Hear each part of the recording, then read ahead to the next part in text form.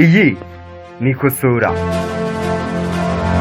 Alyn Sano yongeye gutanga inama ku iterambere ry'abahanzi nyarwanda nyuma yo gutanga ibihembo bibiri muri Trace Awards 2023 yabaye mu ijoro ryo kuri uyu wa 21 ukwakira mu 2023. Yasobanuye umukoro wasigaye i Kigali mu bahanzi nyarwanda. Alyn Sano nk'uko bigaragara kuri gahunda y'abatanze ibihembo yabishyikirije umuhanzi wahize abandi mu bwami bw'u Bwongereza. Iki gihembo cyitwa Best Artist United Kingdom, cyatwawe na Central Cee, agishyikirizwa na Alyn Sano. Ikindi gihembo ni icya Best Artist Indian Ocean, cyatwawe na Goulam, yagishyikirijwe nawe na Alyn Sano. Alyn Sano wahiriwe n'umuzingo we wa mbere yise Rumuri, akaba amaze igihe mu bitaramo bizenguruka igihugu bya MTN izihirwe. Akaba kandi ari umuhanzikazi uri gutanga ishusho nziza y'iterambere ry'umuziki nyarwanda nk'uko agenda abyerekana mu buhanga butangaje afite bwo kwandika indirimbo ndetse n'impano ye itangaje yo kuririmba. Alyn Sano nyuma yo gutanga ibihembo bikomeye muri Trace Awards ubwo yashyikirizaga igihembo Central Cee nk'umuhanzi wamamaye cyane mu bwami bw'u Bwongereza ukora injyana ya drill.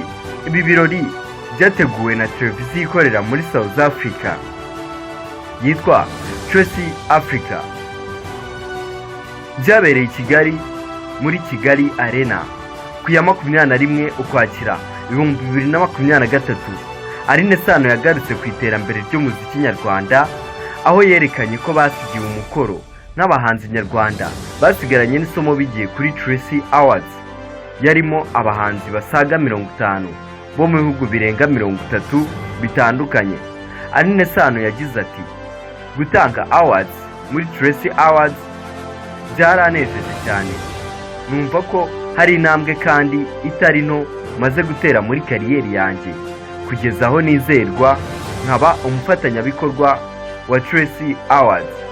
Abahanzi nyarwanda twagakwiye kumva ko umuziki ariko kazi kacu, tukawuha byose dufite tutizigamye. Kugendera ku gihe nabyo biratureba cyane, gufatirana umwanya twahawe tukereka isi ko tubashije koko nk'uko bimeze.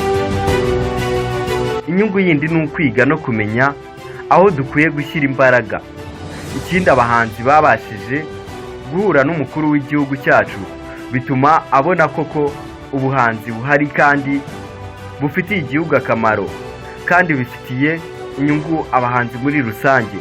Bityo rero yasabye abahanzi nyarwanda gufashanya, gushyigikirana ndetse no gukorera hamwe kugira ngo umuziki mu Rwanda ugere ku rwego rushimishije kandi bihe inyungu abatari bake kandi bihe inyungu abaturarwanda muri rusange nk'uko byagaragaye ko umuziki ufitiye igihugu akamaro.